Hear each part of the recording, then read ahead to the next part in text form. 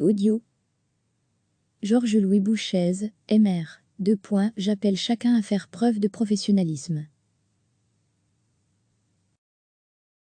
Le roi a demandé au président de la Chambre des représentants, Patrick de Wael, et du Sénat, Sabine Laruelle, de prendre les contacts politiques nécessaires permettant la mise en place d'un gouvernement de plein exercice.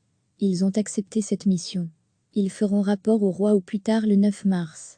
Le président du MR, Georges-Louis Bouchez, commente cet énième épisode de la formation d'un gouvernement fédéral dans notre royaume.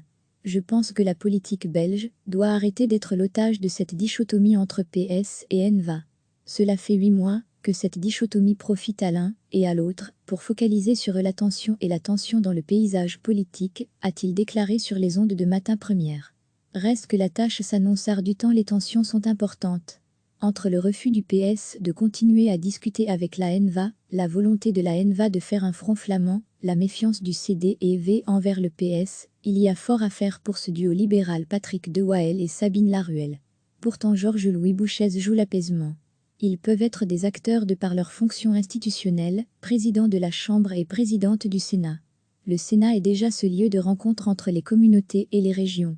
Je crois aussi en leur qualité personnelle, le poids politique de Patrick de Wael, la sincérité, la franchise, la très bonne image de Sabine Laruelle et son expérience dénuée d'ambition personnelle.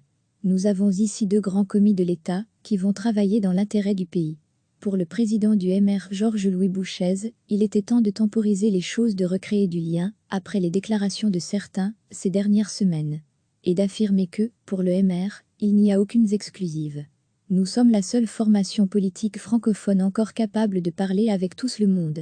J'appelle chacun à faire preuve de professionnalisme, il faut quitter les postures personnelles, les blessures individuelles, on en a tous.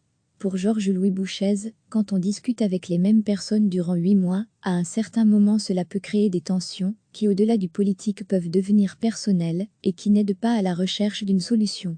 Le début du problème commence avec Ecolo, qui refuse de parler avec ENVA, et ce déjà avant les élections, puis le PS en arrive à la même conclusion, et le CDEV lui se lie à la ENVA.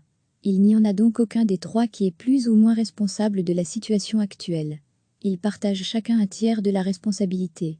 Vendredi dernier, Paul Magnette enterrait définitivement la possibilité d'une coalition avec les nationalistes flamands sur les ondes de la RTBF. Je croyais vraiment avoir la confiance des 2 grands partis, regrettait alors Keungin. À mon avis, nous avons été très loin dans les discussions.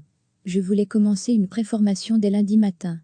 Mais les espoirs volent en éclats après la sortie médiatique de Paul Magnette.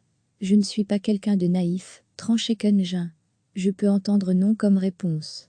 Si j'entends non, j'acte non, mais j'aurais préféré une sortie plus élégante.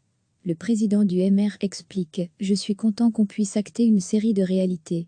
Ici, au moins, on a un premier point de départ, il n'y aura pas de gouvernement PS/ENVA pour cette législature, dont acte. Il existe alors d'autres pistes de coalition à 77 ou 76 quarts, on n'est jamais sûr de Jean-Marie Dedecker, il y a la Vivaldi, mais il n'y a plus des foules de possibilités. En fait, il ne reste qu'une piste avec des variantes. Pour le président du MR, le problème vient aussi du fait qu'il y a 30 sièges aux populistes, comme le Vlaam Belan et le PTB, et que ceux-ci ne peuvent être utilisés pour former une majorité. Les gagnants ce sont eux, comme dans de nombreux pays européens. Le vrai danger pour notre pays aujourd'hui, c'est de continuer des jeux politiciens qui écœurent la population vis-à-vis du politique et fassent augmenter ses partis. Ce qui compte, c'est d'avoir un programme, les citoyens attendent que nos actes correspondent à nos discours et inversement. Le plus grand risque serait de ne rien faire. Pour Georges-Louis Bouchez, la solution viendra du centre. Il faudra une ligne centriste, car il n'y a pas de mandat pour un gouvernement de centre droit ou de centre gauche. Il faut que chacun soit prêt à faire des efforts pour suivre cette ligne, pour que notre pays ait un avenir, avec des réformes plus significatives en 2024.